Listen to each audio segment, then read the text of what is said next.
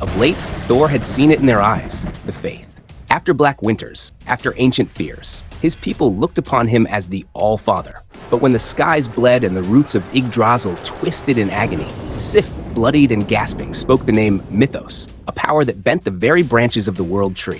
Thor followed the call, flying by instinct, hammer forward, toward Midgard, toward the Avengers. But the world below was silent. Jane, Stark, Strange, Widow, gone. And atop the tallest spire of this gilded ruin sat the one who had stolen everything, the self-styled savior called Mythos. Thor descended like a storm. "Show yourself, tyrant," he roared. Oh dear, came the answer, soft and venomous. "Father of nothing, there's no need for threats." The figure rose, enormous, radiant, a god wrapped in machines and stolen magic. Behold Mythos, master of Yggdrasil, savior, tyrant, omnipotent. Thor's eyes narrowed. You are Modok, twisted by machine and cruelty. Yet you wield the stolen Bifrost. What trickery is this? No trick, Mythos hissed. Ingenuity. You were born to your throne. I was born to my station, designed for killing, for control. But your shattered Einstein-Rosen bridge called to my genius. I mastered it. I've rewritten reality, banished freedom, removed the memory of heroes. These realms are mine, because unlike you, spoiled child, I deserve them. Thor's answer was thunder.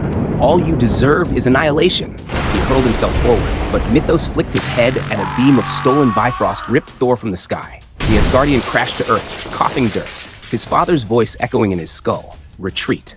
Odin would retreat. Odin would only fight battles he knew he could win. But Thor doubted. Thor hurt. And Thor kept moving. He found Peter Parker in an alley, standing up for an old man against knife-wielding thugs. But this Peter was powerless. No spider sense, no webbing, only a bloody lip and a stubborn heart. Mythos had stripped even memory of Spider-Man from the world. Yet Peter still fought for strangers. Thor saw it and understood. Inside Peter's makeshift hovel, the two spoke. Peter explained the city, pleb people waiting in endless lines, palace people rewarded for obedience, the Great One's name spoken only in whispers. Thor listened. This boy, without powers, without hope, still stood against cruelty. It's hard to watch people suffer when you can do something about it, Peter said quietly. Even if that something is just taking a punch. I know I'm just one guy, but it feels like I have a responsibility to make the effort. Even in failure? Thor asked. Especially in failure, Peter replied. Thor smiled. In that moment, he understood what Odin never had. The battles you can't win are the most important to fight. Thor rose again, lightning crackling around his fists. Mythos! Our fight is unfinished. It was never a fight, Mythos sneered. It was a banishment. He unleashed a beam of pure Bifrost, but Thor did not fall. He thought of Peter's words and rose into the storm, each strike hammering him into the ground. And yet he stood. The throne of the gods may be usurped, he thought. Even the world tree may be seized by foul hands. But the power to stand back up, that is mine alone. The power of my heart, the power of Thor. He slammed into Mythos with all the fury of the storm, tearing the giant's arm from its socket. You shall kneel, he roared, lightning carving the sky. Mythos clutched at the jewel in his head, the source of his power, but Thor's hammer shattered it like glass. It was never your world, Thor said, eyes blazing. You were a god of broken mirrors. The stolen realms unraveled. Reality healed itself. Mythos screamed.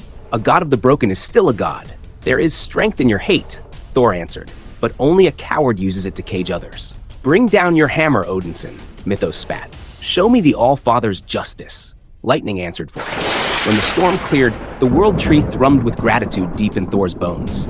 He had spared Modok's life, sealing him in a cell with a gift the creature had never known, the power to question himself. Perhaps now, Thor murmured, he can see himself as he is. Sif approached.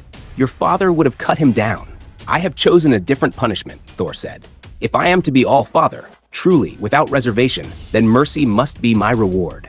He sat upon his throne, the weight of victory and humility settling on his shoulders.